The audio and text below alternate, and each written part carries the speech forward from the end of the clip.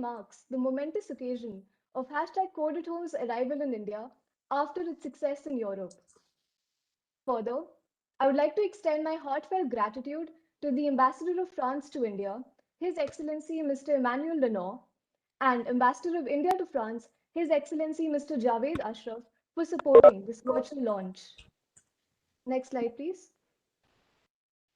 At the helm of the ship is Deepti Chander, President of E-mma. Presently a software engineer at a leading tech giant, she is a true champion of inclusion in the digital domain. Next slide, please. One of her most notable laurels is that she's been selected by Forbes as one of the 92 women to follow for disrupting tech in France. Now, I would like her to say a few words about this initiative. Thank you, Arunima. Can you hear me correctly? You're audible. Okay, thank you so much. So I am Dipti. I'm the president of E-mma. As Arunima mentioned, I'm also a software engineer. Before we start the opening speech of our both invited ambassador, I would like to say a few words about the Code at Home initiative and why we decided also to launch in India. So Code at Home is a global program which was launched in Europe last year when COVID arrived. The purpose of this cross-border initiative is to enable millions of kids and teens to participate in free online coding workshops held weekly. By providing wider access to technology, we seek to bridge the social and digital gaps around the world. Code at Home is aimed to train kids aged 8 to 12 years old and teens aged 13 to 18 years old. I would like to maybe the team change the slide, please. So Code at Home was created by the E-mma organization. Actually, E-mma is a non-profit that promotes diversity in technology.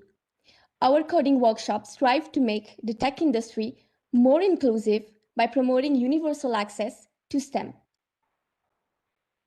After participating in our workshops, kids and teens will have a more precise idea about programming. This will help them make an informal decision about charting their future career path in the tech domain.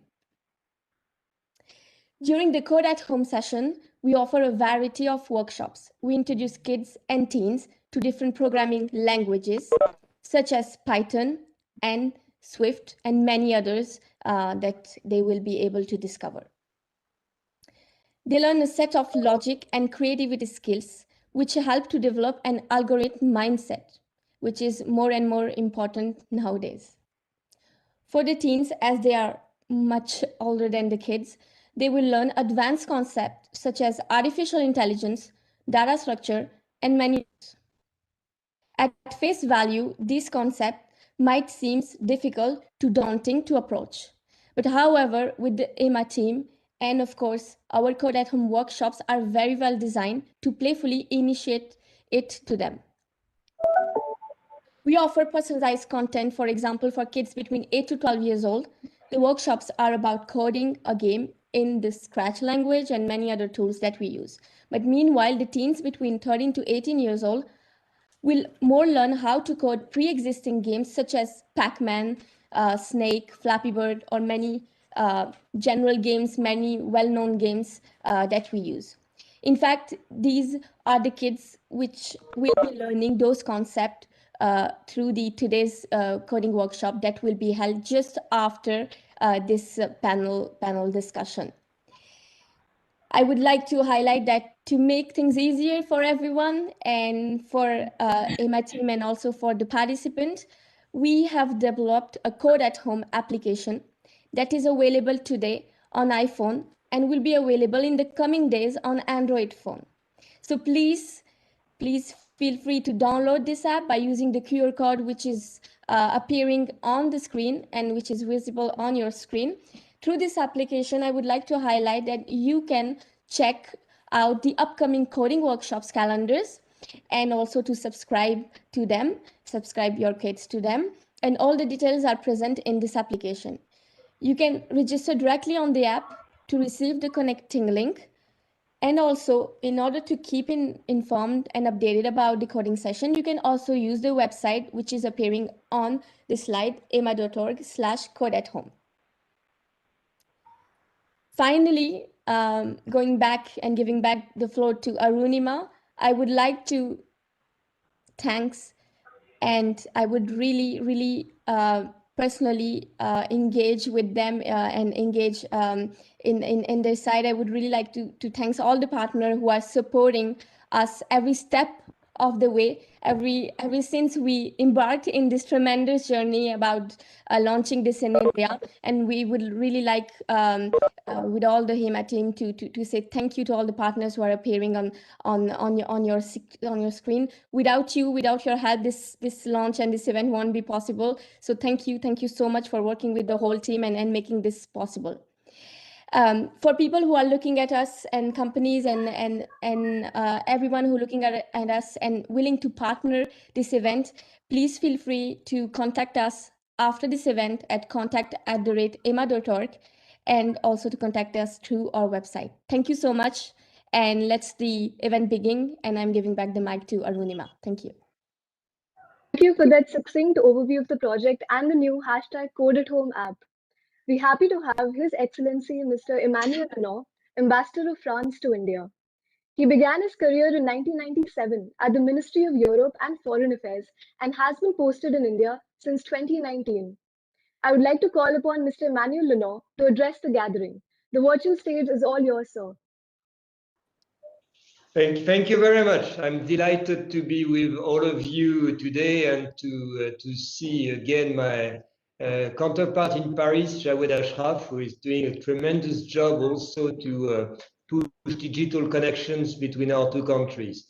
I'm really delighted that this session takes place today on the International Day of Women, since it's this great initiative is a good way to bridge, to contribute to bridging some divides, some gaps, obviously some income or social gaps, but also some gender gaps. And as we see, women are pretty good at coding and pretty good also at creating startup or companies or initiative. And I must congratulate once again Dipti Chender and E-mma. We are very proud of it. I mean, she is a very high profile of the tech in France and beyond, I guess, by now. So we're very proud of this. And it's a nice also symbol of the bridges, the connection that can be established also directly, people to people, civil society to civil society between friends of India. I don't think everything has to go between governments, between friendly countries like ours with such vibrant societies. I mean, you should connect directly, and that's what you do with this initiative, and I'm really delighted and admirative of this.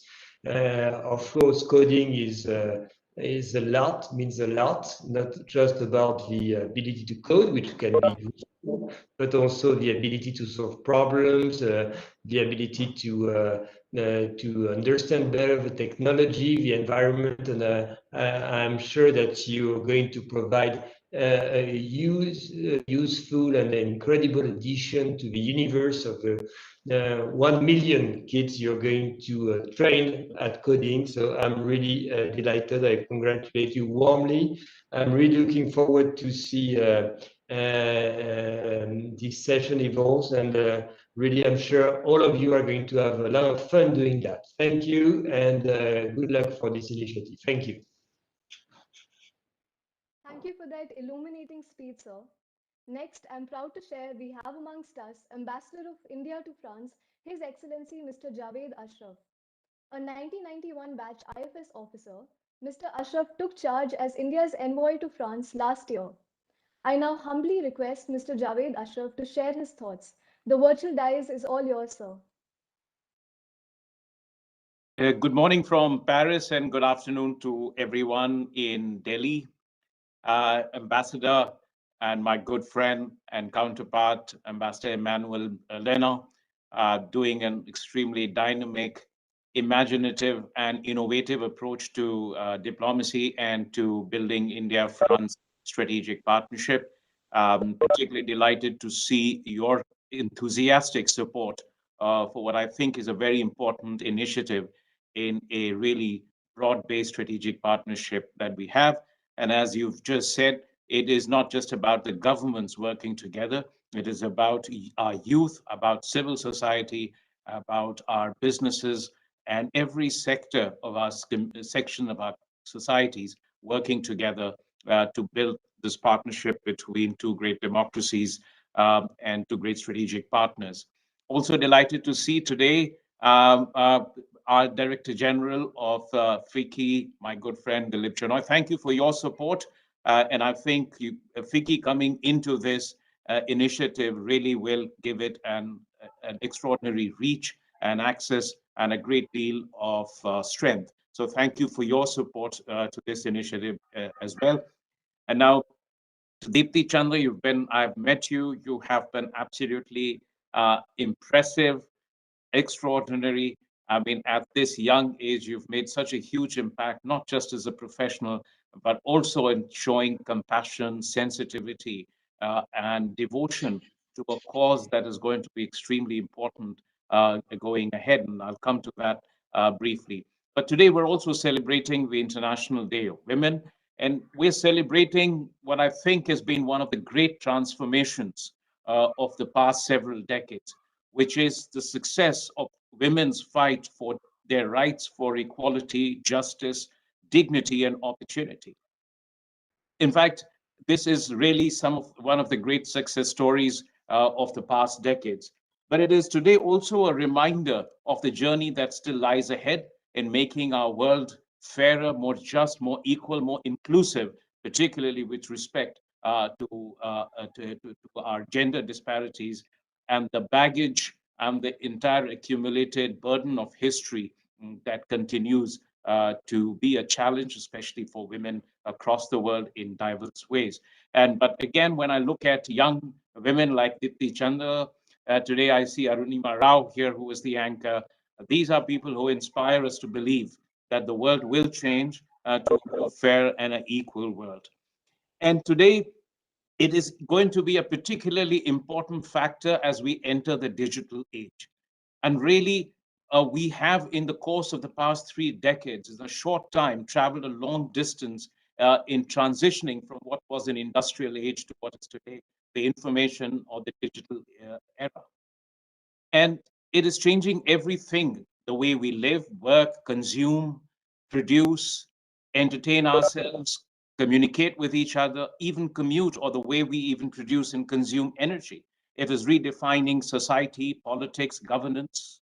It is raising new questions of ethics, law, security, identity, opportunities. And what has become evident today that just as basic literacy was almost an essential tool for people to be able to harness their potential, to realize their opportunities, and to have access to their rights. Digital skills and digital literacy is going to be as important in the decades ahead. It is going to make a fundamental difference to access to opportunities, and it will be if there is a digital divide in the world and we continue with this, we are going to see once again disparities between countries, between societies, within communities, between urban and rural areas, between different classes of people, and between men and women. Because it is no secret that even today, the least access in terms of opportunities in the digital era to digital skills, digital capabilities, digital literacy is with young girls, women, and even certain sections of societies which have been historically disadvantaged. So if we are to build a world which is inclusive, where there is room for diversity, where there is equality of access to opportunities, we will have to make sure that there is diversity in the digital world also, and that there is diversity and that there is access to the abilities, to the tools that give us opportunity to tap into the job opportunities, into various possibilities that exist in the digital world, even access to basic services that the governments provide. So when I look at India and the rest of the world, I mean, we are at one level talking about, of course, what the digital technology does in terms of new products and services, what it does in terms of economic competitiveness, prosperity, livelihood, and jobs. But in India, it has also been a tool of public policy, an instrument to bring about fundamental transformation in the lives of people in terms of mainstreaming the marginalized, improving governance, delivery of public services, access to banking, pension, insurance, scholarship, in healthcare and education. So, so digital technology is not just about products and services, about the competitiveness and efficiency of companies and countries, but it is also about for the first time, unprecedented possibilities of transforming lives of people. And all this would not be possible if there isn't a widespread effort to bridge the digital divide that continues to exist between those who live at the cutting edge of technology and those who are still unable to even access basic tools through which they can enjoy the fruits of this technology. And therefore, I think government of India and civil society, and in India, of course, the corporate sector through various foundations are doing a lot. You've seen examples. We have the National Digital Literacy Mission. We also have the Responsible AI for Youth by Niti Aayog, the Atal Tinkering Labs in schools, Ideate for India, which is for the youth, the new education policy. There are dozens of course, coding classes. There are new initiatives for women in science and technology, women in entrepreneurship, women in startups, and women for their essential capacities to develop basic technology skills. But I think what really sets this apart, this initiative, is the following. One, of course, but it is being led by a young woman who's made a mark for herself in a highly sophisticated, technology-intensive market like France. Second, that she has a team that truly reflects diversity and that it draws upon volunteers to provide this. And that while we may have a large number of very sophisticated coding lessons and coding classes, but it is again a question of whether you can afford it, whether it is accessible to all.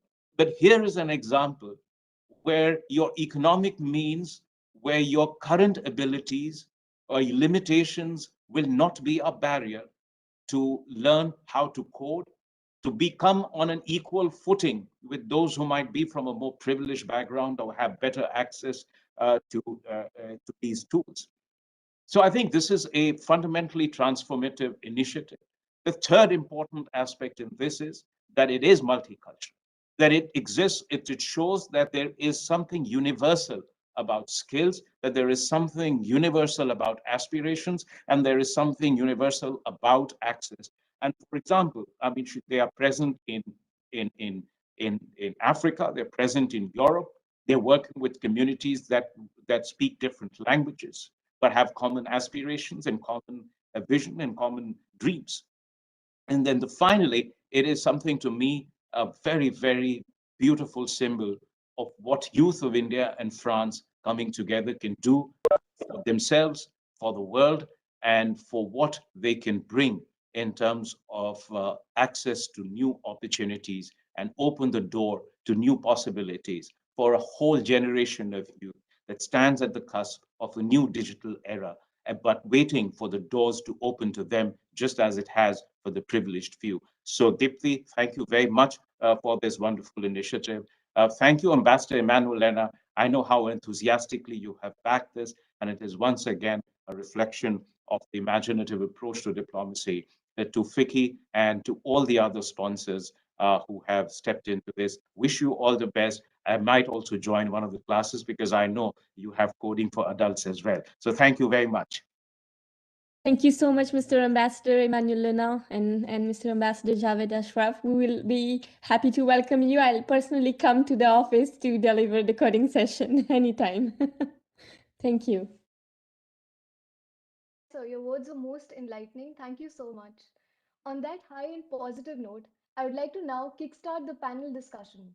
I'm sure all of us are charged up to listen to our panelists talk about the benefits of diversity in tech. The panelists for this discussion are Ms. Deepti Chander, software engineer and president of E-mma, Ms. Pallavi Arora, vice president, Cisco Customer Experience Centers, Mr. Dilip Chenoy, secretary general of FICCI, Ms. Miriam Akun, Director Sustainability Solutions in Asia Pacific of NG. Mr. Anand Rangarajan, Engineering Director of Google India. Let me start with Ms. Pallavi Arora, who has a strong expertise in driving organizational transformations and diversity initiatives. Ma'am, can you please start by sharing a bit about your background and also your thoughts on why you think diversity is important in the digital domain? Thank you, Arunima. It's a pleasure being here. I have been in this IT industry for over 30 years, of which almost 22 years in Cisco. So been in the IT industry for a long time. It was a very lonely journey when I started my career in tech. I used to see almost the ratios of one woman to every 40 men in the team. Most of the times when I used to be in meetings, I used to be outnumbered by the number of men in the IT industry. From there to now, it's been a great journey. To now, when I see, I think I do see a lot of women in tech industry, especially in leadership positions. We are also seeing a lot of startups and a lot of companies where the CEOs are women. So it's very, very heartening to see that in the last 30 years, there's been tremendous progress in the number of women who have been in the tech industry. And one of my personal role models is Jayashree Ullal, who is the CEO of Arista. She's ex Cisco. But having said that, we are still not there yet. If you really look at it overall, about 20% is the diversity ratio in tech industry. Ideally, we should be getting to 50% because that then represents the real diversity that exists from men to women ratio in the society, right? Having said that, I would love to see again a lot more women in the C-suite, more women in leadership, but it's very heartening to see that due to a lot of these programs like Code at Home, I do see a lot of intake of girls in tech. These days, at least in some of the countries in Asia, particularly in India and China, I do see that 50% of women are there in computer science department, which means that when we Right. hire girls from college, we are able to hire quite a few women into technology. Having said that, why Absolutely. do right? Go ahead, Arunima. Uh, Yes, your words hold absolutely true, especially on today's International Women's Day. And I would like to hear Mr. Dilip Chenoy sir's thoughts on this as well. So, sir, in the wake of COVID crisis, inequality has really widened, and because only a certain section of society has access to resources which facilitate online classroom learning. So, in such a situation, do you see initiatives like hashtag Code at Home helping narrowing this divide? Thank you, Arunima, and I'd like to actually congratulate Deepthi and Code at Home for this initiative. I believe it's a great initiative, and both the ambassador of France to India and the ambassador of India to France, Mr. Linen and Mr. Javed Ashraf, thank you for kicking this off. I think coming from a family where I am possibly in my immediate generation is the only one who doesn't teach in either a college or a school. I saw it firsthand the challenges that were faced by students during the COVID period, and there were three types of actually challenges. First was the access or the economic challenge. Many families actually don't have computers, so a lot of them had to actually go on to use their phone to connect to a classroom or to connect to a learning ability. And then, if there were more than 2 children at home, then how do you actually decide which child has access to the device or not in one single device, phones, etc. And therefore, you actually saw many second-hand devices being sold there. The second challenge, literally here, was usability. Data costs money. How do people actually get access to data? And then even data, the quality of data and the access of data across the country was not necessarily the same, as in a metro or as in a non-metro. Some people could only, not even get good, if you take 4 bars as a natural, they'd hardly get 1 or 2 bars. So they weren't able to see PowerPoint presentations and their audio connection. So yes, there was a challenge. But I think during the course of the pandemic, society, a lot of Indian families are very resilient. They found solutions to both economic and usability. But the third one is actually empowered, right? I mean, a lot of people initially, and including me, I did not know how to use Zoom or WebEx or MS Teams or something before the pandemic. Now I had to learn myself, right? But for a lot of people, it is not easy to learn. So the challenge was that there is a huge, divide in terms of economic usability and empowerment. And I think the important part is code at home will greatly enhance, for those who can actually overcome these 3 challenges would be a tremendous thing to actually enable them to look at a career and going forward. The kids are very resilient. If you found that those who had access and those who had the ability, you had so many videos on the net.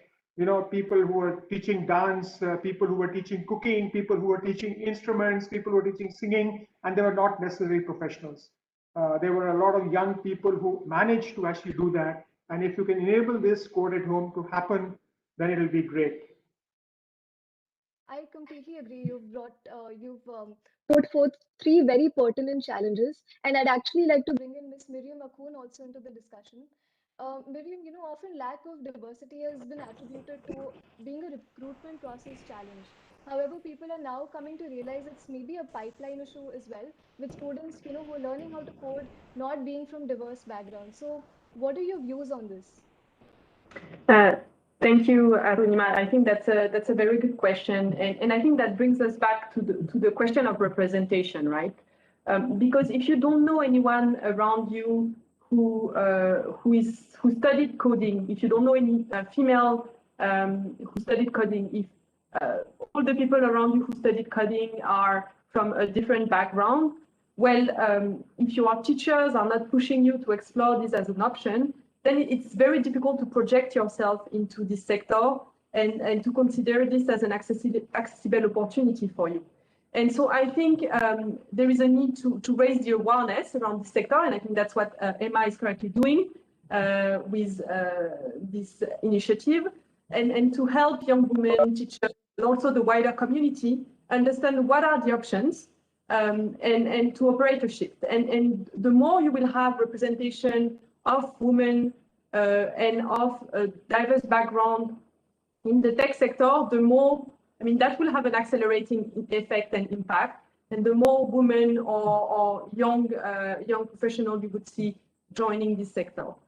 So it's really like making, increasing the diversity by increasing the representation of diverse background into the sector by raising the awareness. I think that's key. Absolutely, those are some really valid points. And coming to Mr. Anand Rangarajan next. So it's been largely observed that a work from home world can help boost diversity in tech, as companies can now recruit talent from different locations. It cuts across differences, which could be potential biases as well. So do you think the knowledge of coding, which doesn't require one to be from any specific geographical location, can help facilitate this shift? Absolutely. Can you hear me? Right? Okay. Yes, sir, you're audible. So I'll tell you, it was very nice to hear from everyone saying about the power of coding and how fundamental a right and a capability it has become. We've reached a point where, reading skills were very important. Everyone knows about it. Writing skills are important. Speaking skills are important.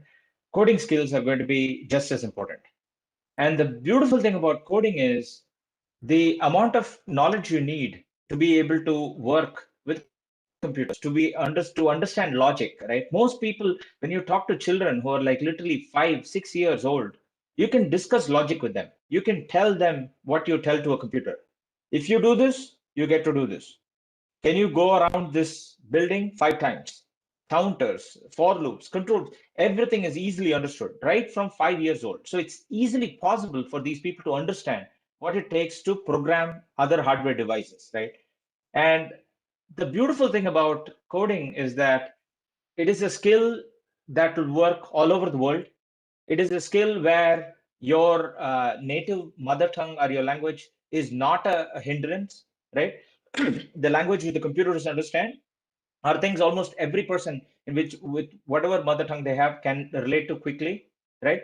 It's a skill where the fact that you have access to an urban setting is doesn't matter.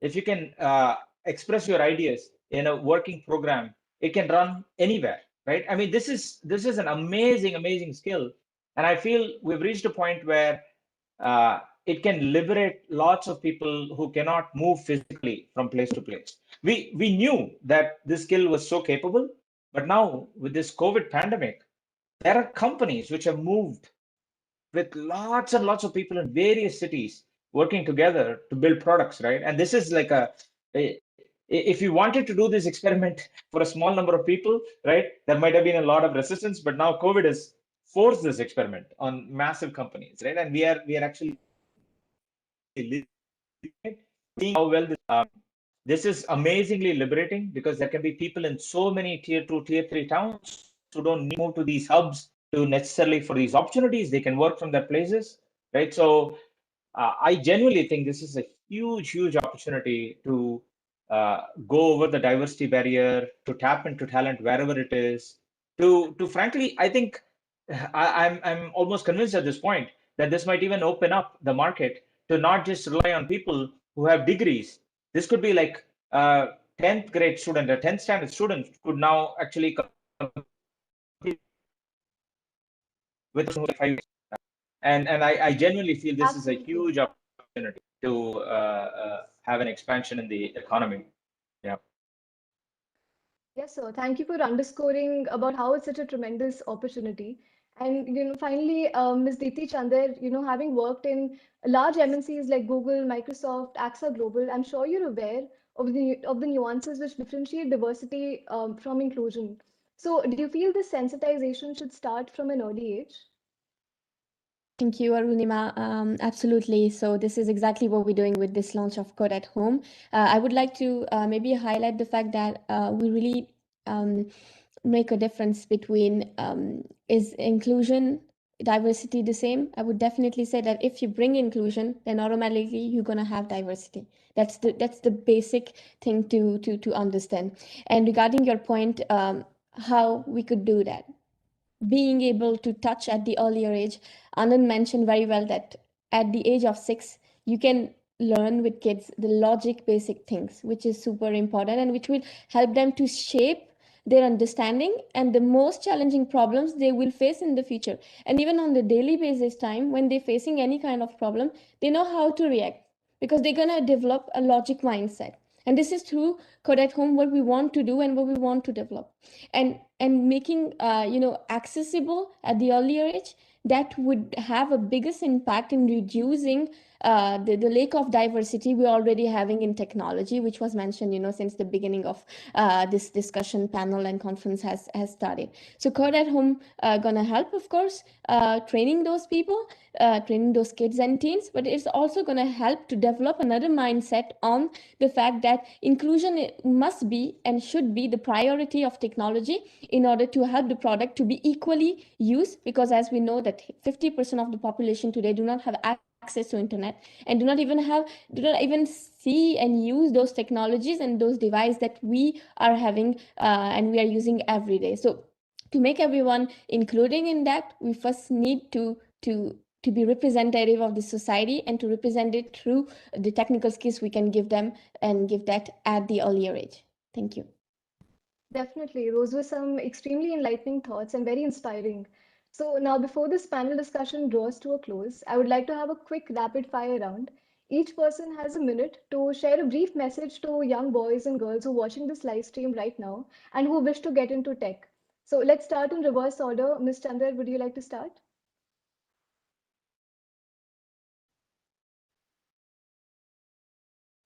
Go ahead, Deepti. Yeah, can you hear me? Yes. Okay, sure. So my only message would be from my personal experience being a software engineer. I know sometimes how it's hard as a woman to get in this field. And personally, I would only say that no matter if the background you're coming from, and if your parents are rich or poor or whatever you are, and even if there is engineers or not in your family, you can still do it. I mean, you can still become a software engineer. I came from, I have Indian origins. My parents moved to France at when they were very young, and I was having nothing at that time. And all I wanted is to go in technology, and I knew that nobody's going to help me. I have to find out my career path by my own. And I think when there is a will, there is a way to do things. And the only way is to be determined about your dream. And to be honest, dreams come true. We often forget to say that. We only think that those are just dreams, but to be honest, that if you engage in what you want to become, then dreams definitely come true. And that's the message I would like to say, because I know there is a lot of students today watching us. So those students might know that no matter the time and the difficulty you're going to face, you're going to achieve what you want to if you're determined by that. Thank you. Quite moving. Mr. Rangarajan, would you like to go next? Yeah, so the one thing which I'll tell, young people today is problem solving is something which humans have done ever since ages, ever since when problems started being experienced by people. And the beautiful thing about coding and software engineering is that when you feel frustration, when you face problems, you can actually go and build software to solve these problems. You can actually be a part of the solution creation, right? So you can get to problem solving with software very early, very young. Sometimes, when you were young, people would say that, oh, you have to join a company and then you can solve people's problems. But now with software, you can start solving people's problems very, very early. So my humble request to people is feel empowered, learn these tools, and then you can join the problem solving generation very early. Definitely. I think a problem-solving attitude will truly help us see through any difficulties, both on a personal front and professional front. Ms. Akun, would you like to share your message? Yes, thanks. So I think for me, what I would like to say is that I think that this initiative is really a great opportunity to raise the awareness around this around these options, and the fact that this is a living example of its accessibility. So I would really encourage the young boys and girls that are watching us to seize that opportunity and to learn, and so to basically make this diversity and this inclusion happen today. That would be my recommendation to them. Thank you so much for those words. Mr. Chinoy, would you like to go next? Thank you, Anandama. I think to all of those who are watching, I mean, the internet is a powerful tool that is available to you. For many of us who are addressing you, it came much later in life. For some of us, much later than the others, because a lot of young people here. I think you can use it for entertainment, education, empowerment. My only message to you is, in India, there's a belief that you come to the world with your faith written on your hand. Thing is, but actually, if you use your hand and your head, and if you use the internet and the tools there, you can actually change not only your life, you can empower other people, and you can change the destiny of not only your family, your village, your town, your city, but also the country. It's a great opportunity for you. Please take advantage of it and benefit not only yourself, but actually change the world. There's a great opportunity later on. You're learning about how to do different games. There's a great opportunity to take Indian stories, your village folk tale, your family tales, take it to the world and get your village or get your town known around the world. Wonderful. Last but not the least, Ms. Arora, please go ahead. Thank you, Arunima. I always look at coding as simply as learning any other language. If you're already familiar with your mother tongue and the languages you speak, think of this as yet another language that you're learning, which is the language of the computer. It's as easy as that. And coding doesn't need to be all very geeky and very serious stuff. Coding can be very much fun. Think about all the computer games that you're playing, and those were written using coding skills. Maybe you have an idea yourself about the next game you want to build.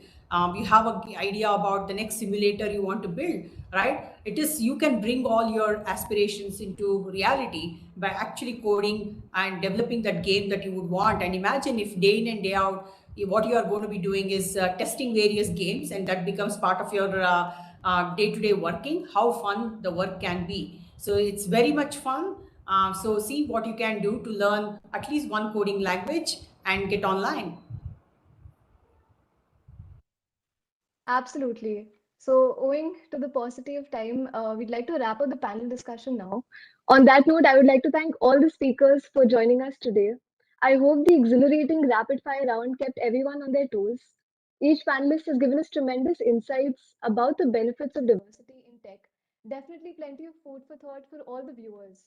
We were able to cover a wide spectrum of topics, whether it's, as Mr. Rangarajan pointed out, having a problem solving attitude, or as Ms. Chander pointed out about how one should always follow their dreams, and finally developing a capacity to become thought leaders with the knowledge of coding. Um, with that, I'm also pleased to share that we have the honor of hosting Mr. Ramanand Ramanathan. Mr. Ramanathan is a mission director of Atal Innovation Mission and additional secretary of Niti Aayog. He spearheads a flagship national innovation and entrepreneurship initiative launched by the Prime Minister, Government of India. I now request Mr. Ramanathan to share his closing remarks. Thank you, Arunima, and it is indeed a pleasure and privilege to be able to greet all of you on day, particularly all the women and the girl children who are logged onto this particular call. Indeed, it's a very important day today for us to be launching a new initiative together between India and France. As the Honorable His Excellency Mr. Emmanuel and His Excellency Mr. Javed, the ambassadors of France to India and of India to France, highlighted in their initial discussion. It is very important for us to find ways of working together, engaging students, engaging the youth of both our countries to be able to co-innovate and to create new solutions in an increasingly complex world that we all live in. And it has been exhibited here the views of the various panelists and the dignitaries who have been here today. I want to thank them all for sharing their views with the audience. All of you are aware, the Atal Innovation Mission is a mission that has been flagged off by the Honorable Prime Minister under the auspices of the Niti Aayog, the National Institution for Transforming India. This particular mission has focused right from the beginning of its inception in the last few years. How do you create, first and foremost, a culture of innovation seeping across the country? After all, India, and I'm sure France too, we all enjoy what is called as a demographic dividend. We have 1.3 billion people in our country in India, but more than 65% of our country is under 35 years old, and more than 50% of our country is under 25 years old. We have 1.4 million schools in our country, more than 10,500 engineering and related institutions, and over 39,000 colleges spreading the length and breadth of our country. Our country is also large and diverse and vast, with more than 650,000 villages, more than 4,000 small towns and cities, and with only 8 tier 1 cities. And therefore, digital transformations and the digital reach is going to make an enormous difference in the ability of our young students to get empowered with new tools and with new technologies to be able to create and solve problems in tomorrow's world. Technology is changing the very landscape of the world. It is making technology has become affordable, accessible, available, and advanced. And not only is it digital technology or software technology which have been advancing rapidly, and India has become a powerhouse of software technology and software engineering. After all, we have more than $190 billion of ITS industry, which has emanated from this country over the last 10 years. And therefore, it is not surprising that the focus of the Atal Innovation Mission is how do we now create the next generation of problem solvers, of innovators, of job creators in our country. We are wanting to transform India, and I'm sure so also in France, we are together wanting to transform our nations into not just nations of job seekers, but also that of job creators. And that opportunity lies in front of our youth of our country. And that's why the Atal Innovation Mission has launched thousands of tinkering labs across the length and breadth of our country.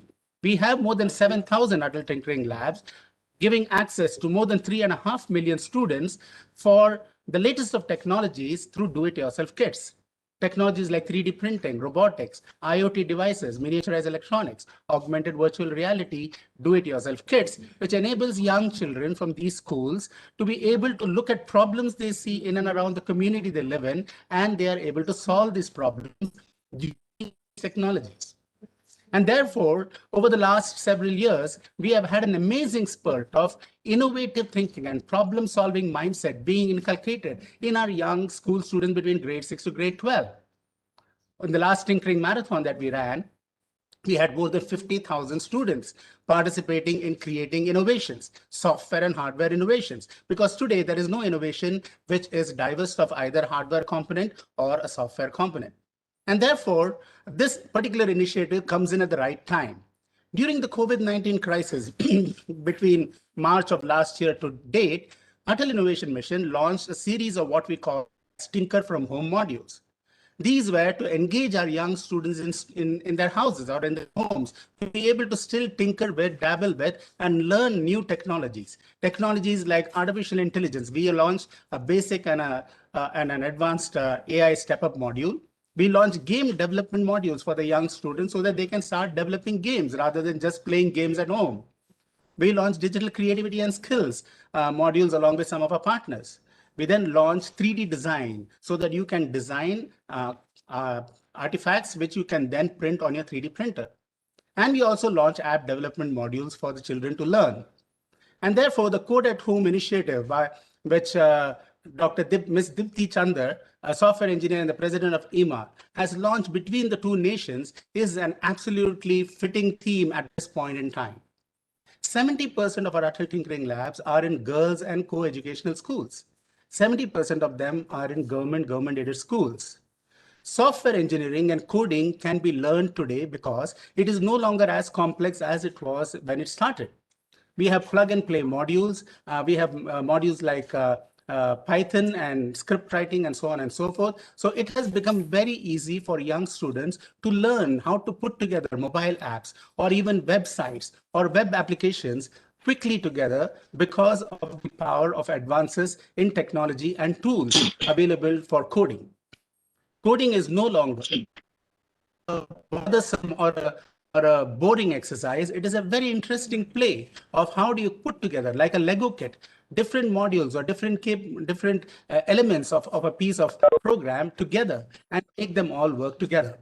And therefore, at the Atal Innovation Mission, we are extremely excited to ensure that we become a partner with this particular movement that has been initiated by Deepti Chander. This is also in line with what we have been trying to do with various other nations. For example, the Atal Innovation Mission students have been now collaborating with students in Russia, students in Singapore, that too under the leadership of Mr. Javed, where Atal Innovation Mission and various organizations and schools in Singapore were able to build bonds together to promote innovation exchanges, create innovation workshops, and have the students come to each other locations to be able to learn more about what is happening in the world outside. How do we co-innovate together? Today, we have initiatives along with Australia, and we also have with Sweden and so on. And therefore, it is very fitting that we launch this particular initiative together with France in India on International Women's Day. I'm sure this will lead on to great exchanges, innovation exchanges between students of both the countries. But more importantly, it will allow the students to also build cultural bonds, which are very important, a deeper understanding of each other's problems, and be joint co-innovators in creating solutions in the world that we need to be solved. We are all living together, and this is a globally connected economy. And therefore, this opportunity that is being presented, and as highlighted by the various speakers today, all of this become very relevant when we are taking more than 2.5 to 3 million young students and inducting them in the world of programming, so that through the programming techniques that they learn, they're able to extend the power of the innovation to any other part of the globe. That is what software enables. Software innovations enable you to extend the power of hardware innovation from Sikkim to San Francisco or from Salem to Seattle. And that is the opportunity that we have when we develop application programs or mobile apps that is enabled to reach your innovation to any other part of the world. Your product, your service can reach any part of the globe. I am delighted that I have the opportunity to share a few thoughts on this particular occasion. And I want to thank the honorable ambassadors of France and India who have been present on this occasion to inspire the young students and all of those who are attending this particular call. Thank you so much. And I'm sure this initiative is going to go a long way in building very strong bonds, technology-related bonds, as well as cultural bonds between the youth of both our countries. Thank you for your inspiring words, sir. You've truly highlighted how children can solve problems in tomorrow's world, armed with the skill set that comes along with digital transformation. Atal Innovation Mission is doing some truly groundbreaking work. I'm certain all the points raised today have cemented our resolve to promote universal STEM education to shatter stereotypes, especially because it makes International Women's Day all the more special. To all the viewers, do share your feedback and thoughts about the launch event on social media. Please don't forget to tag at org_Emma using hashtag code at home. Also, please download the Code at Home app and embark on your coding journey today. Finally, I would like to request all the viewers to stay on the same YouTube link as the coding session will be initiated shortly. Certificates will be shared upon successful completion of this session. I would now request Ms. Deepthi Chander to introduce the coding session. This is Arunima Rao signing off. Thank you. Thank you, Arunima. Maybe we can move on to the slide of time to code. Before we start the coding session, I would like to thank everyone for supporting us again. Thank you, the partners, thank you, the panelists and the speakers, the ambassadors, thank you so much. And if you want to stay, you can stay and code with us. Otherwise, we'll be coding with the kids. Thank you so much. I let the team share the coding stuffs and we'll be starting the coding session.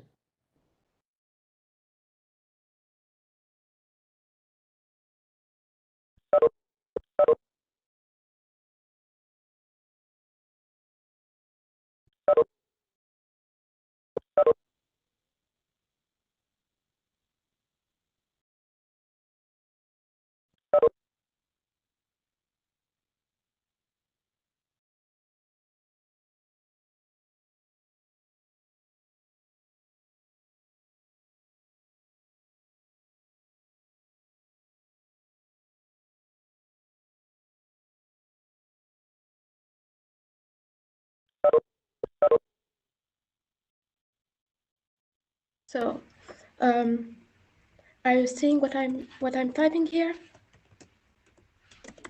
Not yet, Veronia. Your screen is loading. It will appear in a few seconds. Yes, okay.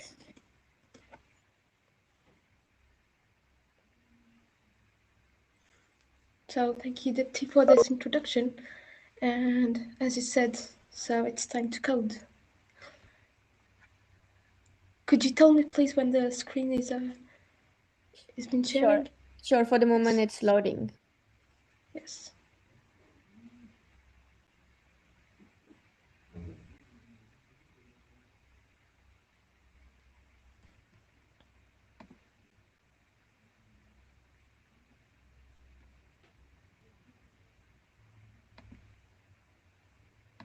So.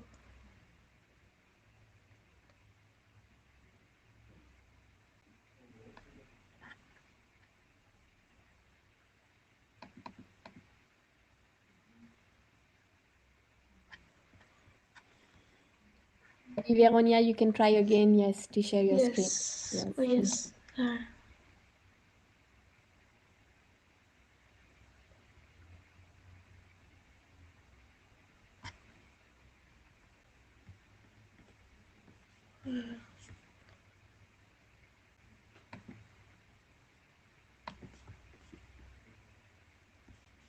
So.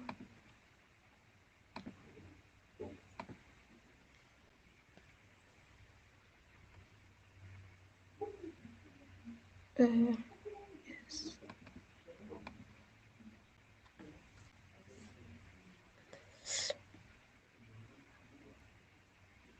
So I think that it's okay. Not yet.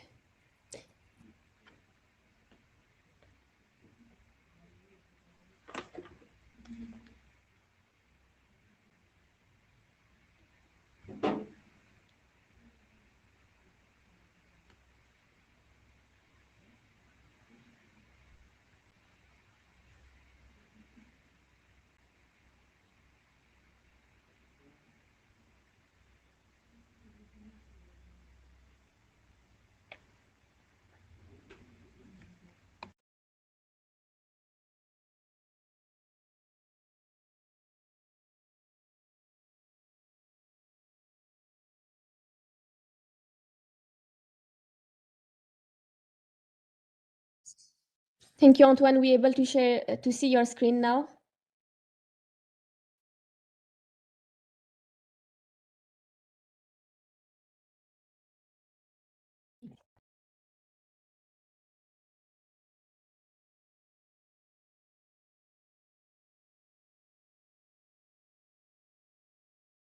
You gonna start, Antoine?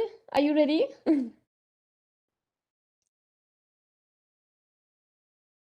I think you're on mute. That's why we can't hear you.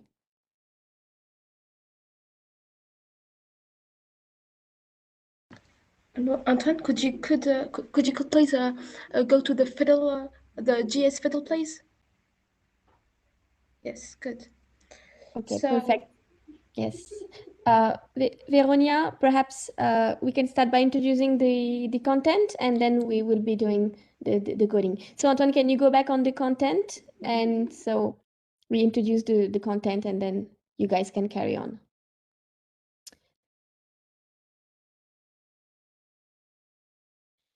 Yes, perfect. So as you all know, we mentioned previously, today we're gonna code Flappy Bird, which is a game. So as you can see on the screen, you have the yellow duck. I don't know if we can call that like that, or the bird. You will be coding the Flappy Bird, and this bird gonna have to jump between the different pipes, and we're gonna learn how to create this game. So first of all, we have shared the content in the YouTube messages. So please click on this subject. We already shared this link in the YouTube live.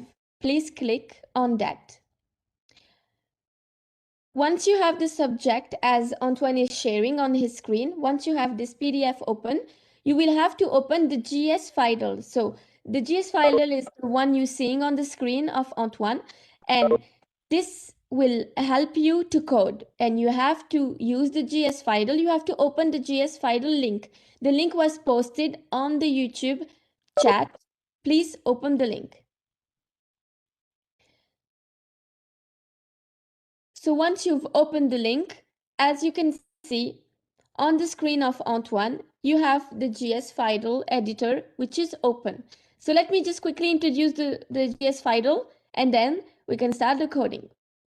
So as you can see on the GS file, once you open it, which was posted in the link was posted on the YouTube chat, you're gonna find different blocks. So as you can see on top, you have the code already existing. So please do not change this code. Do not change the HTML and the JavaScript code, which is behind the HTML code. Maybe you can show on this. You can put the mouse on it, Antoine, so they see. Yes, this is the HTML, and behind there is the JavaScript code. So the three functions, the function set configuration, the function prepare pipes, and the function on loop, please do not make any modification and just leave it like that, because you will be using those three functions. We will be coding together these three functions. So don't touch and don't modify it until we ask you to do so. Otherwise, your program will not work. As you can see on my right, you have the real-time compiler result. So when you modify the code on the JavaScript box and you run the code, we're going to see how to run the code in a few seconds. But the result will appear, as you can see, on the right. So you're gonna have on the right the real-time result of the code you're producing. So how to run the code? Just quickly to let you know, you have the run button on top. As you can see, Antoine is showing you the run button. Again, Antoine, exactly. So you have the run button on the top. Every time you're gonna code, you're gonna have to run the code to be able to see if the code is working. So the run button is essential during the whole coding session.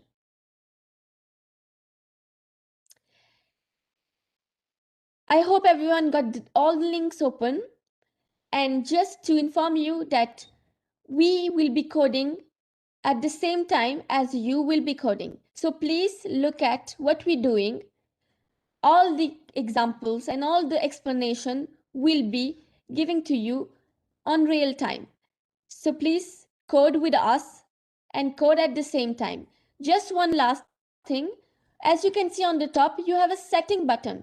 Please click on this setting button and choose the tabs layout as something which is being done by Antoine on your screen. So again, click on the setting buttons and use the tab layout. We are asking you to do so in order to make the code and the editor more cleanable and more understandable. So as you can see, now we have clicked on the layout tab and you have three layouts appearing: HTML, JavaScript, and CSS. As I said, we will be coding in JavaScript. Please click on the tab JavaScript. So per default, you're gonna have HTML clicked, but please click on the tab JavaScript. So now you have again the three functions we saw before. I hope everything is doing the same and is doing at the same time as we are explaining, because now we're gonna go and we're gonna code. So I let the floor to the team and to Veronia. Please Yeah, code with us and thank you for being there. thank you, Dipti. So, as she said, don't hesitate to write the code at the same time. So, I will invite Benjamin. Tell us more about how could the bird uh, jump, please. Yeah, sure. So hello everyone.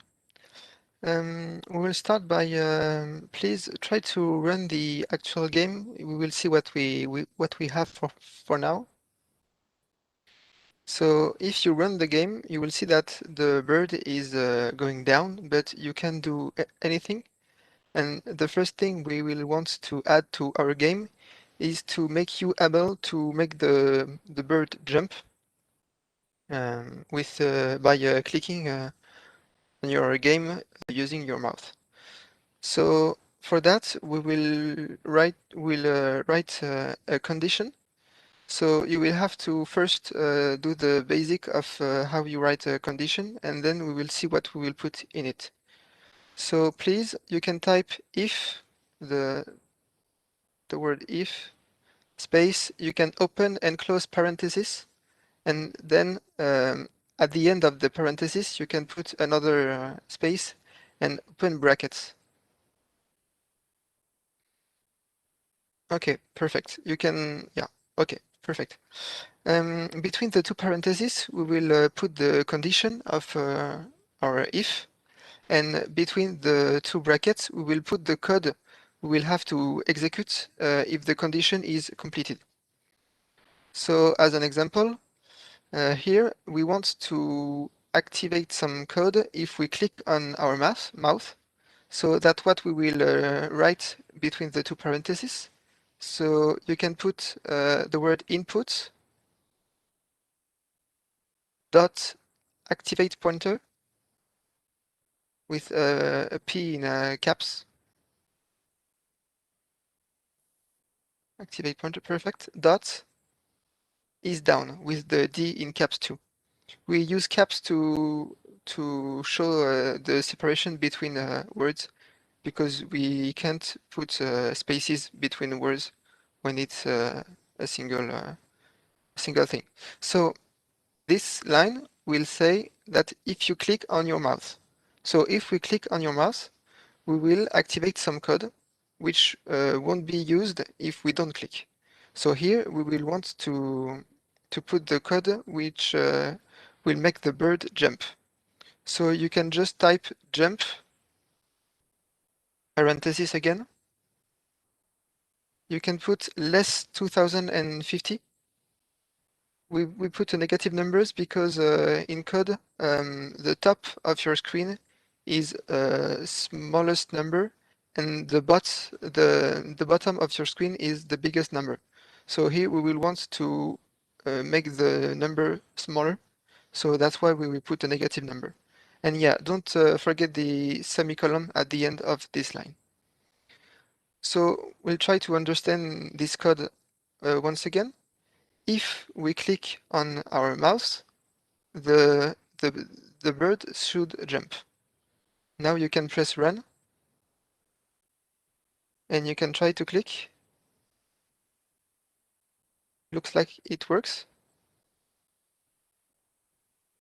So perfect. You can try. Do not hesitate to test your code when you wrote it, because that will show you if you did some mistakes, and if you did, you will be able to patch it. So that's really important. Okay, now so your bird can jump, and this will be really useful to play the game. So that's the first step.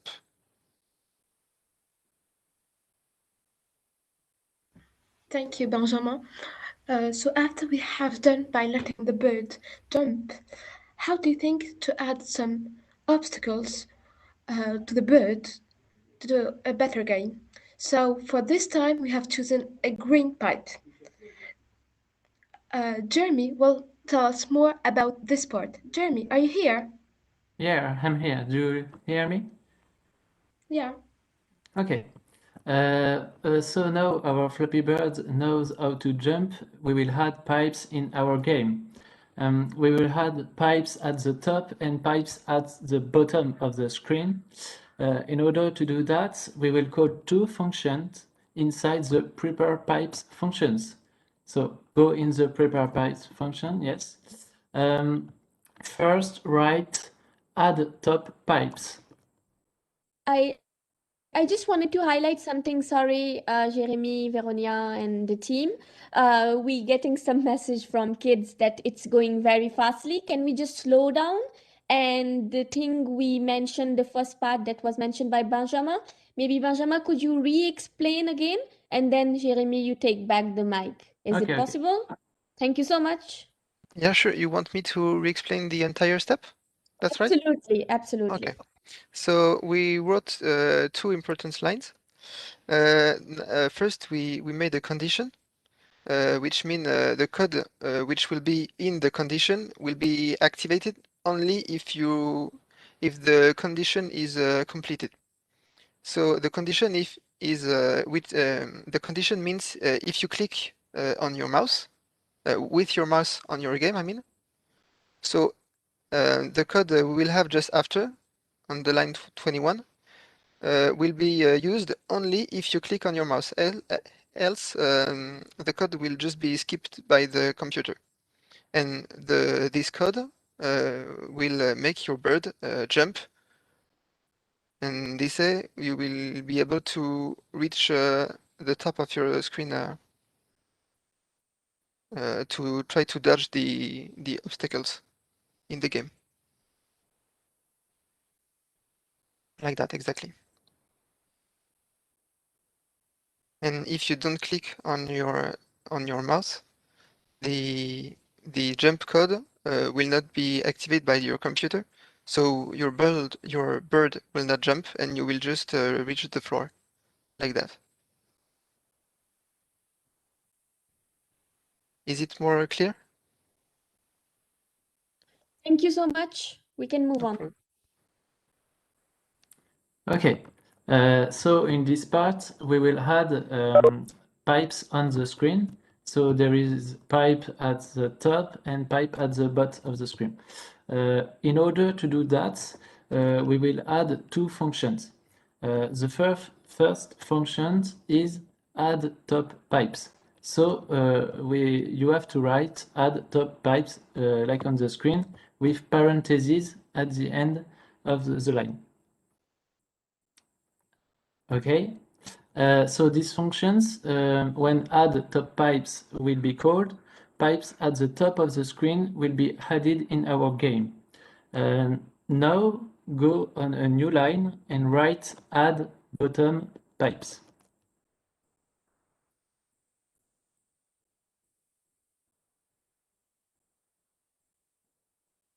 With parentheses at the end of the line, because we are calling a function. With this pipes at the bottom of the screen will be added in our game. In order to test, click on the Run button and you will see the pipes on the screen. Okay. If you have that, you have successfully completed this step. Otherwise, don't hesitate to ask your question in the chat. If you want, I can re-explain that, but if it's okay, we can move on to the next step, maybe. So, thank you, Jeremy, for this explication. So, yes. Sorry, just to interrupt you, a message from the chat. I'm getting giving back again. Thank you for slowing down the team. And just in case kids who still need the content to be slowed down more, do not worry. Please continue coding. Even if you miss lines, it's okay. The replay will be available after this session. So do not worry. Continue the code session. Do not worry about that. Thank you.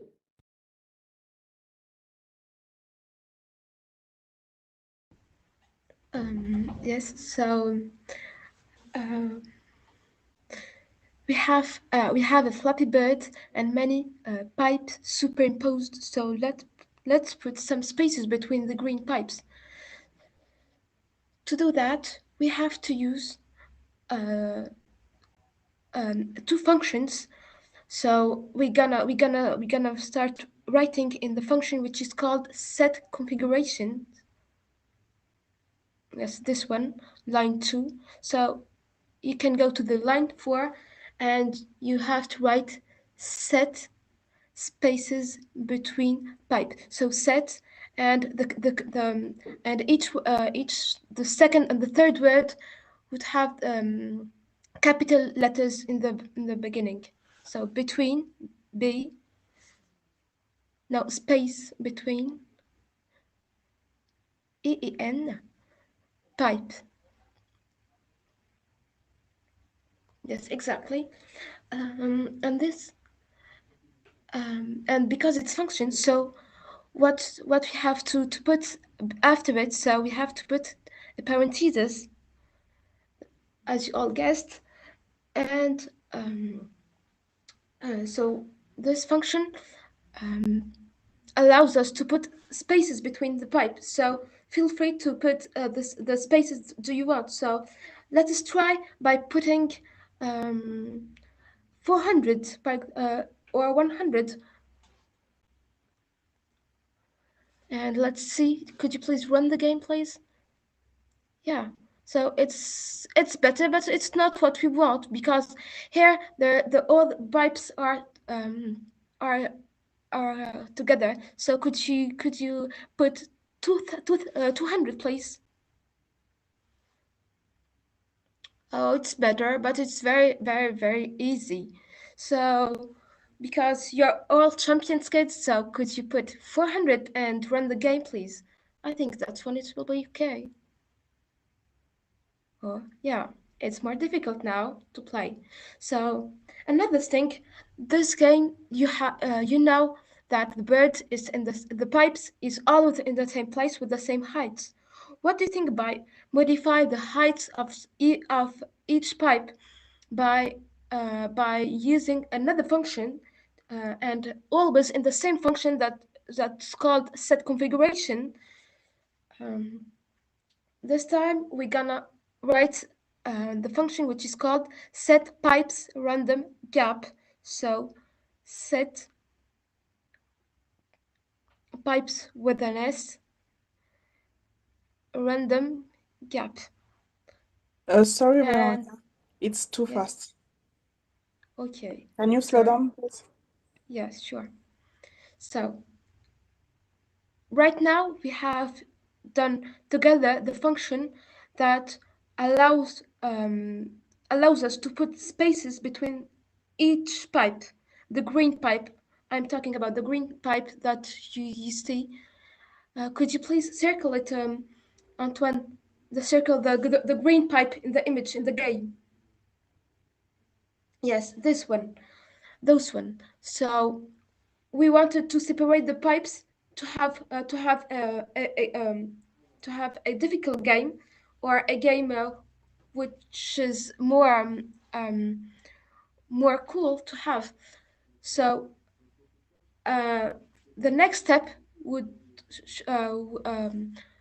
that we're gonna write now, that will allow us to modify the height, so the height of each pipe. Sorry. So could you please tell me if it's okay, or should I explain another one another time? Don't don't hesitate to write it in the chat, kids.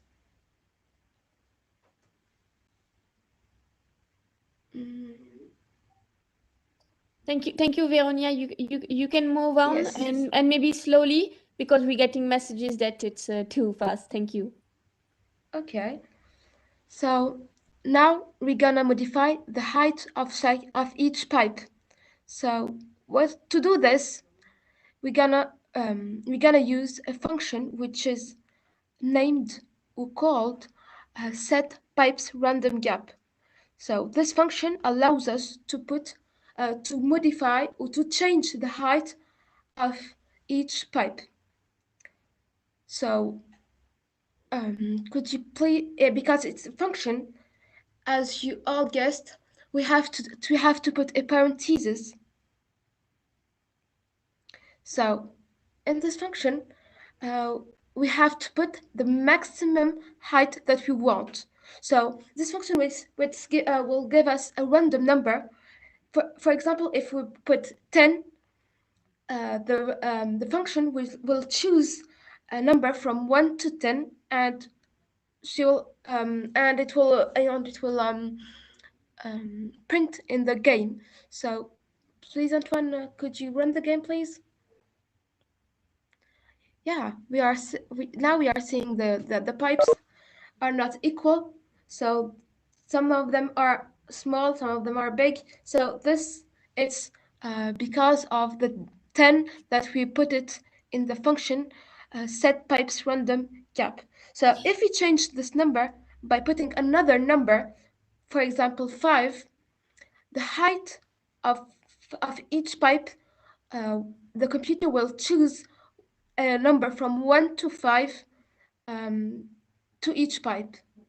Veronia, maybe you could come back to the pipes, because some students are saying that their pipes are not working. So can you come again on, or someone who got who presented the pipe part, in order for them to correct it. So students who looking at us at pipes are not working or anything else are not working, please make sure that the coding lines we have produced on the screen are the same as you are having on your screen.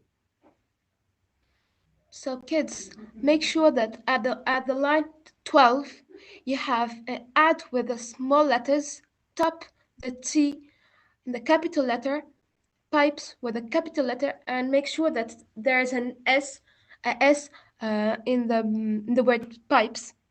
Make sure that you put the parentheses, otherwise it's gonna go to work. So and the same for the line 13. So add button pipes, make sure that the B is capital and the P is capital, and there is an S at the word pipes with the parentheses. It's more clear, or should I repeat? Tell me in the chat, please.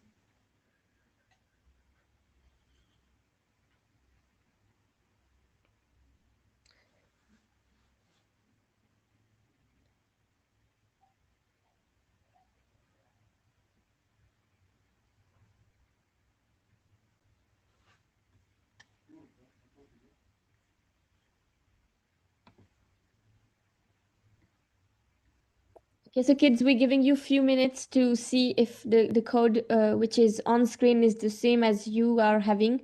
In case there is a notion you didn't get it, any point, please mention it on the chat and we'll be explaining again. Because now we will be moving on the next part of this coding workshop. So before we move there, we want to make sure that the first part is clear. So please let us know in the chat if there is something else that you're not understanding or something is not working.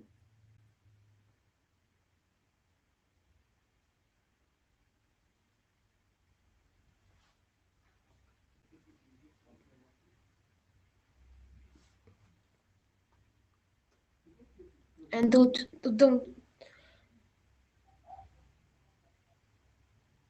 forget to click on the run button on the top of the screen. Otherwise, Perhaps, Veronia, what we can do for this first part, can you do a recap again from the beginning? sure. Please, thank you. Yeah, And just sure. precise all the coding lines. So students who are looking at us, please now pay attention.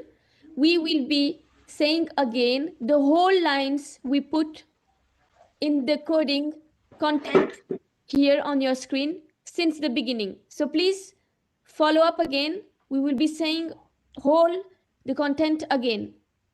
Thank you.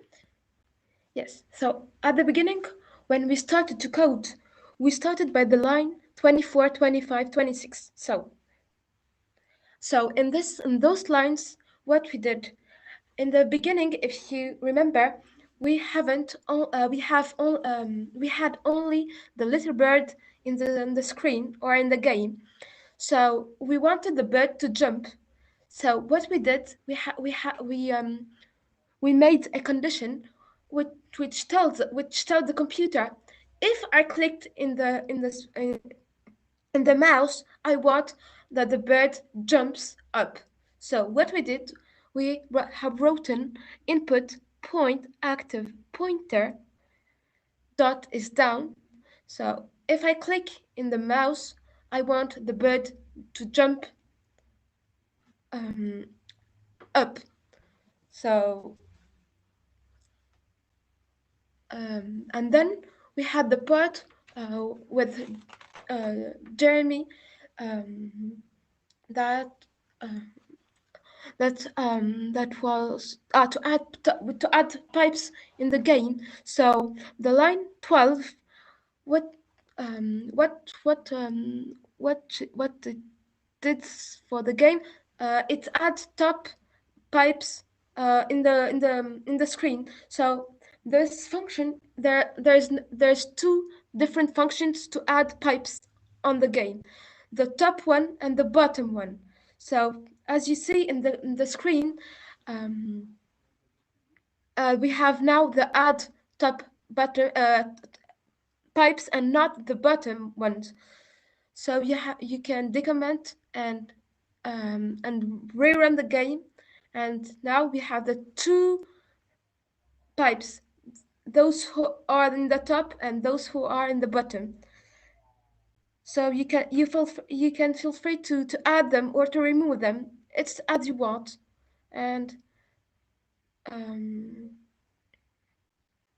as you wish. If you want your game difficult because you're a champion of your own game, or you want it an easy game. So then what we did, we have put spaces because if you remember when we added the pipes, there was all the pipes were superimposed, so we couldn't count how many pipes, and the screen was all green. I don't know if you remember. So to put some spaces between each pipe in the bottom or in the top, we have wrote the function set spaces between pipes. And the 400 that we put or the 100 that we put now, it's the space between a pipe and another pipe. So 100, it was very small when we test together. So when we put for example 200, it was better but it's also very, very easy for us because we are seeing all the pipes. So if you wanted a difficult game, you can put 400 if you or more if you want. So like this, we have the pipes. The distance between the pipes is bigger than before. So now, if you put 100, yes, so you can. The distance is bigger and bigger. If you put the number between the brackets, a huge number, so a number bigger than 100, the spaces will be bigger, so difficult to play. So to move on the line 5, so you have remarked that the pipes without the function set pipe random gap, all have the same height. So to modify or to change this height, we have written together the function set pipes random gap, and this function allows us, or the computer could choose a number from 1 to 5 because we have written 5 between the parentheses, but you could put 10, 20. So the pipes, the height of the pipes will be changed, and it's a random number that the computer will choose. So even if we put 10 here and we rerun the game,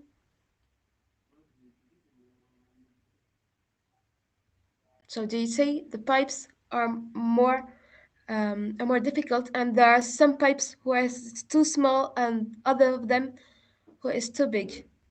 So tell me in the chat if it's more clear, or you want us to re-explain some parts.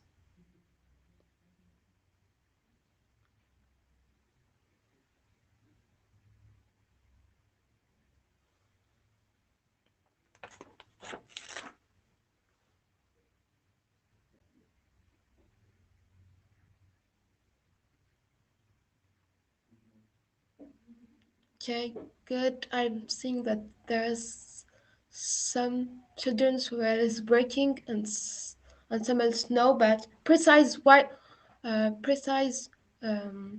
we did and what you did to be able to help you. Those who their game don't work.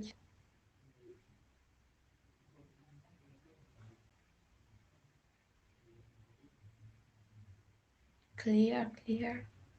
That's pretty clear. Yes. Please help me. How we could help you? Tell us more. So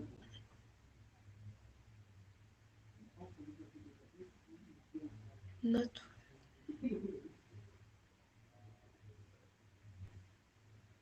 it's working for me. So Sylvia, what do you think? yes, the message will be handled by the people. You can move on. Yes. So Paul, if you please tell us about your part, please. Okay, so can you hear me? Yes, we are hearing you. Okay, so now we've got our bird who is jumping and our pipes who is spawning on the screen. But now we want to add some ending and some difficulty to our game. So we're about to add a collision on the pipes to end the game, for example. So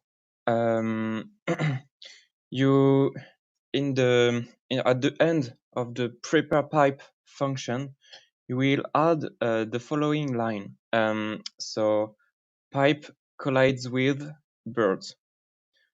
So collide with the caps and with W caps. Yep. Okay. And between the parentheses, you will add bird. like that, you tell your pipe that they will collide with your bird. So well, yes, with the semicolon at the end. Okay, so now try to run the game and check if you enter in the collision with the pipe, please. Okay, so that's cool. That the game is over. So now we want to add a second condition to check if the game is end or not. That's how can I tell that? If our bird is going too much on the bottom of the screen, like if your bird is going too much down, it will be killed and the game is over. So we know that the ground is located at y is equal to 350. So if you return false in the game loop, the game is about to end. So to add this functionality, you need to detect if the game loop in the game loop if Flappy Bird touches the ground via its position on the y-axis.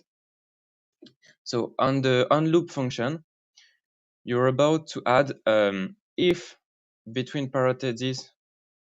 So the if is for the condition. If bird point y, the point y is used to get the y-axis of the bird. Put a parenthesis before the bird, please. Yes, like that. If bird point y is greater or equal than 350, yep. Now put some brackets to indicate that we're about to give the answer of the condition. Return false. So if the bird is if the y-axis of the bird is too much on the bottom of the screen, we return false. And yeah, the semicolon. And the game end. But Like the same of the yes. sorry to interrupt you. It's going very fast for our students. Can you explain again and slow down, please? Thank you. Okay. So I should maybe re-explain the pipes collide with. So if we run the game, our pipe don't collide with the bird. So we need to add a function, a collision between the bird and the pipe. So in the function prepare pipes, that's the function where we are preparing our pipes and we are setting them up. Like we can put, for example, them on red or on green, but that's not the case here. I want to add some collision with them. So you will add the function pipes collides with bird. So that function will be used to put collision on the pipes.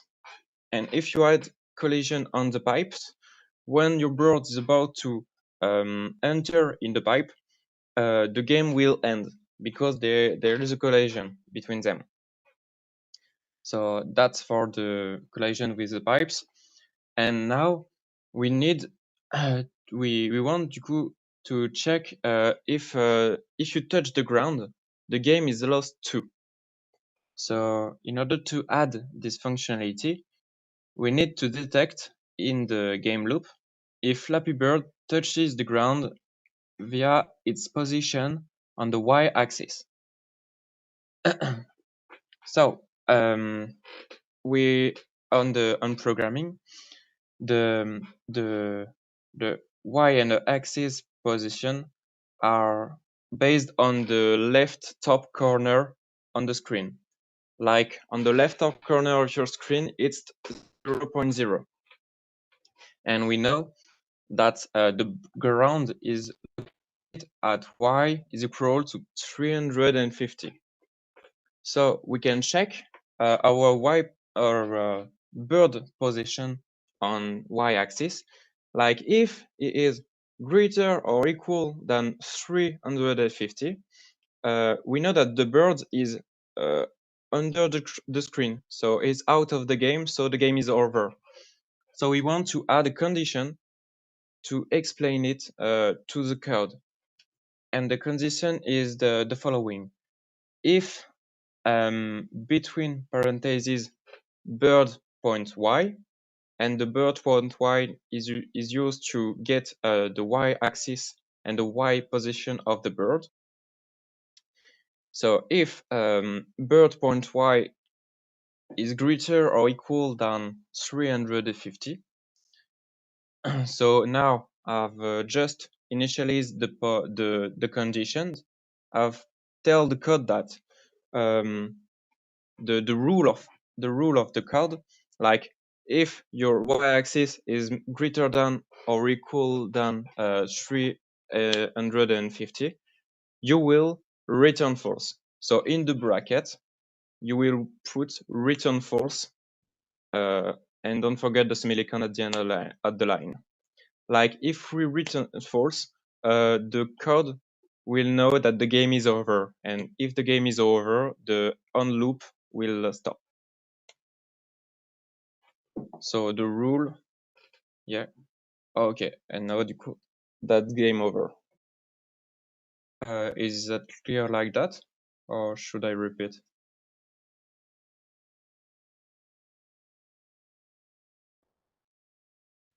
Thank you, Paul. Students are doing it. So perhaps you can repeat once more. Okay, maybe more for the if condition. Sure. Okay.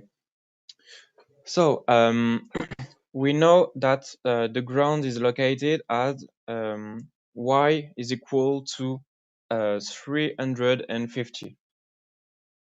So in our condition, we need to check if the bird is located at greater or equal than 350.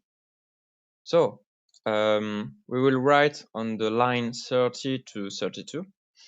If between parentheses to write the condition, bird point y is greater or equal than 350. So the bird point y is used to get the y-axis position of the bird on the screen. Like if your bird is totally on the top of the screen, his y position should be equal to 0.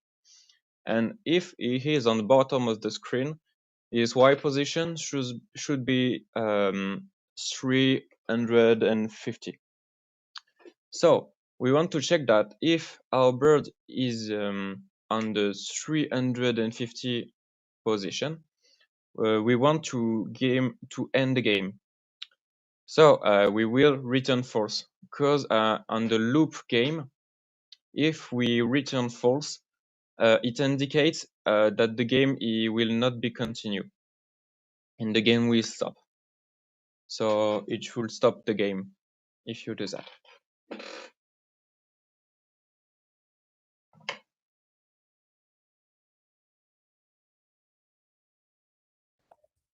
Thank you, Paul. Veronia, can we move on? Yes, so I hope it's more clear, kids, now. So now we will have Raja. She gonna explain for us how could we count our score. So Raja, are you here? Yes, I'm here. So what do we have now in our game? Let's look at that. So we have a bird that moves forward, that jumps whenever we click on the mouse. And then when it touches one of the pipes, it is game over. And we added another condition. When it touches the floor, it dies too. So this is what we have so far. And what we're gonna add next is the score. We will increase the score as the bird actually goes forward and go past several pipes. And to do that, we're gonna use the position of the bird on the horizontal line, which means from the left to the right where it's positioned. So when our bird goes really, really far, it's a big number. When it's at the beginning, it's a small number. We're gonna use that. And we're also gonna use the position of the pipe, also on the horizontal line, so from the left to the right. And when both positions are the same, it means that our bird is passing through the next pipe. And yes, so to do that, we're gonna create another if condition like we did previously. You go below inside the on loop function, and below the comment step 5, we are at step 5. So you go underneath that comment, and you in your right if space, you open your parentheses, we're gonna put our condition inside. So here we would like to get the position of our bird on the horizontal line. So to do that, we're gonna write bird dot x, the letter x. So what do we have now? We have if space parentheses bird dot x inside the parentheses. And then we put space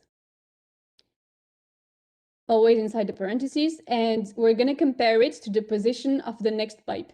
So to compare it, we're going to put two equal signs. So you type equal, then space. And we already have a function that will get us the position of the next pipe on the horizontal line.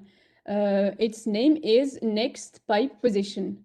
So write next pipe position, like it's written on the screen. And don't forget to put parentheses after the name, because it's a function. When you call a function, you put the parentheses. Okay, so now you go at the end of the line, of this line, and you put space, and you open brackets.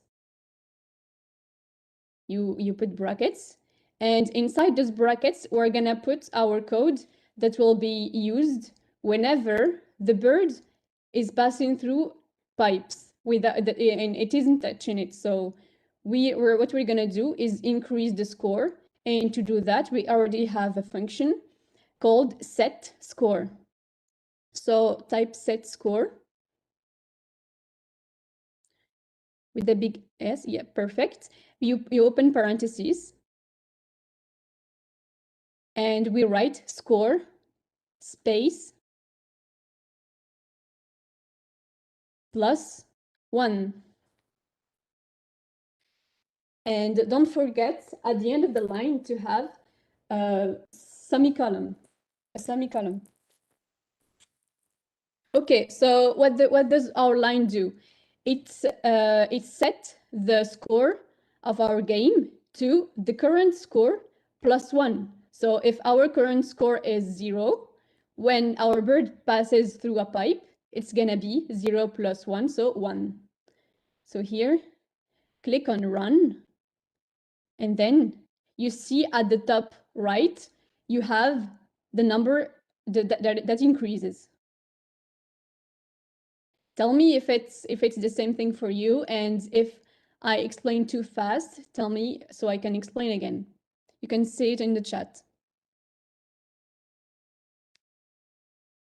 So I will still explain. So we have an if condition. Inside the parentheses, we have our condition, which is the position of the bird on the horizontal line that we get from bird.x, and the position of the next pipe that we get with next pipe position function call. And the score, we set it with set score function. And we give it inside the parentheses the new score. Okay, please tell me in the chat if it's going too fast for you and if there's any problem.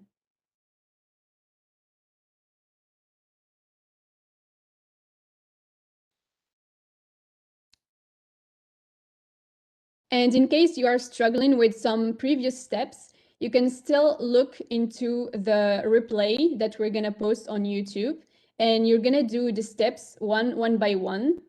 And you can then pause and write it down and check every line of the code. And if that still don't work for you, you can still email us and we're gonna help you with the code. So I'm gonna explain again.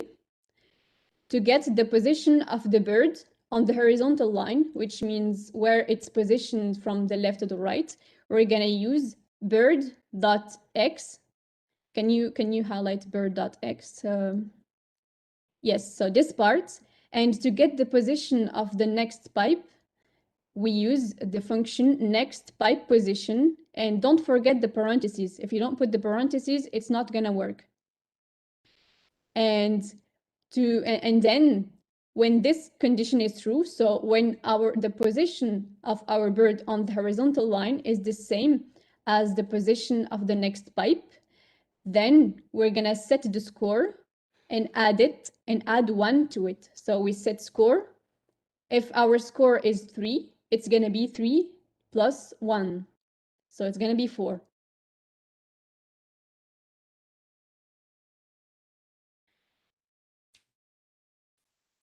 So now whenever our bird is at the same position as the next pipe, it goes past it, the score increases.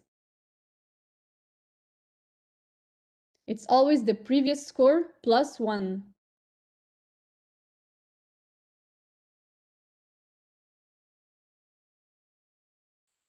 So to test the thank you. game, yeah. And to test the game, just in case someone didn't understand, you go on the top right and you click on run. And then you use mouse clicks to play, to make the bird jump. So thank you, Raja, for this explanation. It was very clear. I hope kids, it's the same for you. So to recapitalize all what we did from the beginning, at the start we had a bird, only a bird that then we had we made also we made together a function that allowed birds to jump. The second part and the third part, what we did, we have added some pipes in the game at the top and at the bottom, the green pipes, and then we have put spaces between the pipes, and then we have modified or changed the height of each pipe. The computer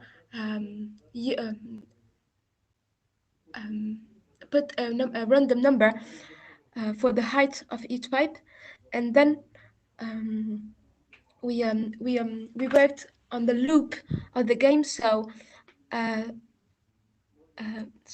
the line 30, yes. So we said also if the bird is on the ground, or if we couldn't succeed to let the bird go through the pipes, so we get over.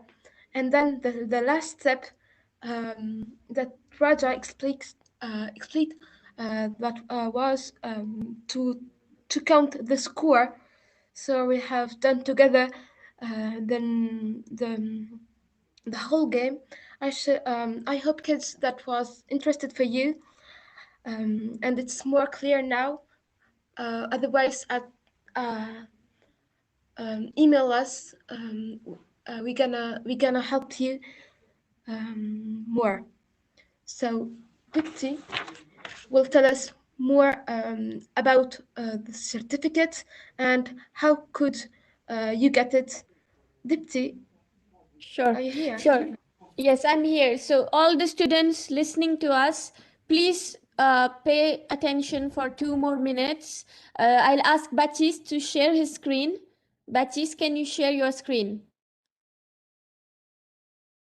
So now we're waiting Baptiste to share the screen. Perfect. I would like to, before moving on to the certificate, please don't forget to download the Code at Home app and you will be able to register to the upcoming sessions. So the sessions that will come next week and the weeks after. Don't forget to look at the replay of this session, because this session is recorded. In case you haven't finished the program yet, it's okay. You can review the replays and use the code at home hashtag to communicate on social networks. And also, very important, use the code at home to share all the feedback, what you think about this session. And for the persons who ask how to contact us, if you have questions on the content, if you haven't finished the program, if your code is not working, you can email us the code you have typed on contact@emma.org. You can use also the email address in the chat, that in the YouTube chat that was put, that means code@home@emma.org. So they also put this, the team also put this email address in the YouTube live chat. You can also use code@home@emma.org email to send us the code and to let us know if something is not working, and we will be able to give you the solution and help you. And you can also use the contact@emma.org email address as well. Baptiste, can we move on to the certificate, please? Thank you. So now every student looking at us, you will be getting a certificate for achieving this coding session.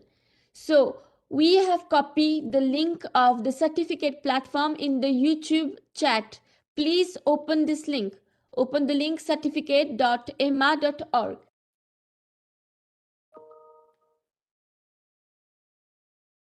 We give you 1 minute to open this link. Please open this link, which is posted in the chat on YouTube.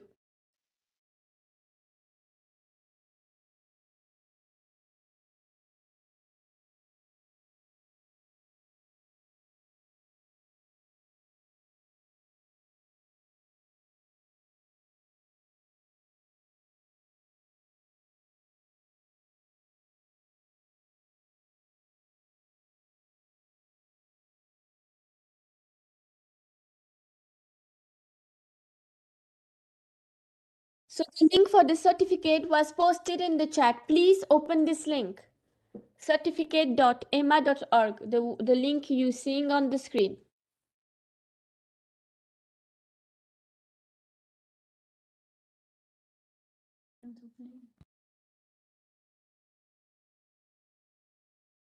Once you have clicked on the link, we will be doing this together. Please, Baptiste, share your screen. So as you can see on the certificate platform, you have 3 things to mention to get the certificate. So your first name, your last name, as Baptiste is doing, please do the same, and the workshop code. Note that the workshop code will be given in the chat. We have posted in the YouTube link, in the YouTube live chat, the code at home certificate code. So please copy the code from there to get the certificate. So the code is INLA83. It is posted in the YouTube live chat. So once you have copied the code, just click on the submit button. Baptiste, can you click on the submit button? Thank you so much.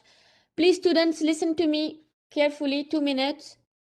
Here you have the E-mma account social networks.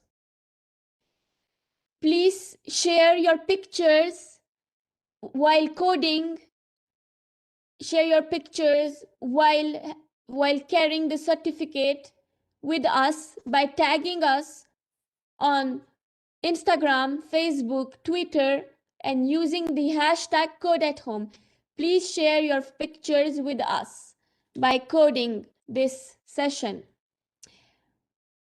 You have also the feedback button. As you can see, there is send feedback button. Please take 2 minutes to give us the feedback so we can improve the next coding sessions. Please take 2 minutes to share the feedback.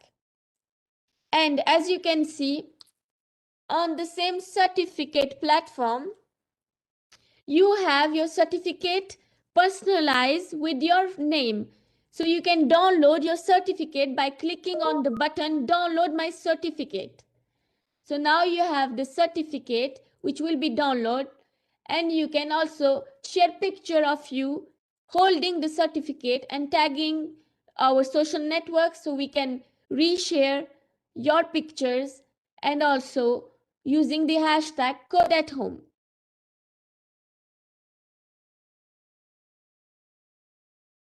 Please don't forget to take your certificate. Again, the link of the certificate is posted in the YouTube live chat. The certificate code access is also posted, and you just have to put your name, last name, and the certificate code to get your personalized certificate.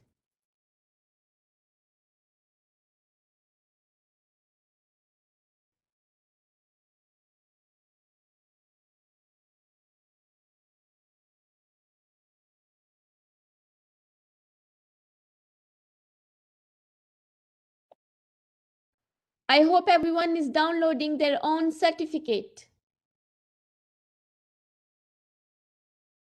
In case you have any issue, please contact us at contact@emma.org, and we will be sending you a certificate if you haven't got it today. Please contact us if you need on contact@emma.org. The email address was put in the YouTube live chat just now.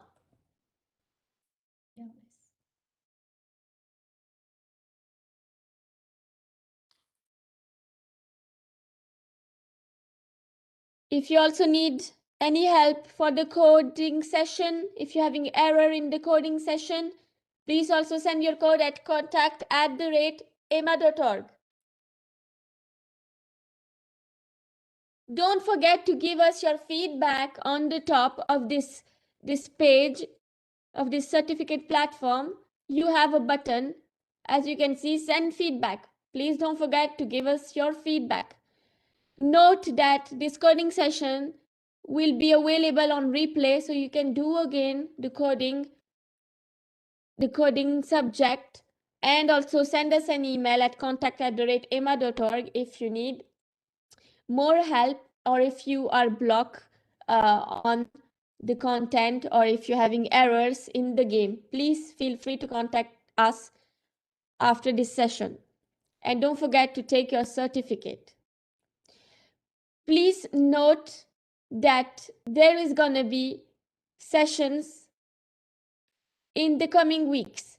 So we would like to inform you that if you have downloaded the #CodeAtHome app, you can register from there for the upcoming session. And you should know that every session got a different content. You do not have the same content as today. The next session will have another content, and the session after another. So you will have all the time new content to learn, new coding skills to learn.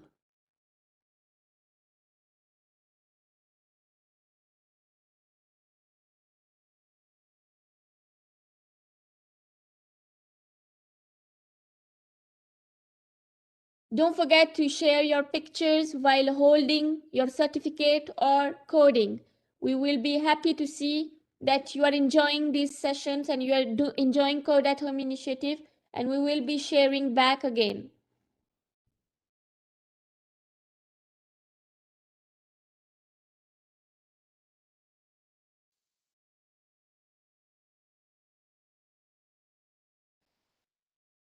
Thank you, every student.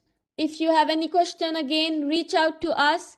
We are looking forward to welcome you at the next coding session. Please have a look at the planning on the #CodeAtHome app, and on the online website. You will be having the #CodeAtHome program for the upcoming coding sessions. And in the meantime, you can always email us at contact@emma.org to get more updates. And if you have any question, to ask it from here. The whole EMMA team will be happy to answer you. And we would like to thank you for following this session. On behalf of E-mma team, thank you so much. And please reach out to us for any question, and we're looking forward to see you at the next session. If you still have questions, please continue asking that on the YouTube live, and we will be able to answer. Thank you so much. Thank you, students. Thank you, the team. Thank you, everyone.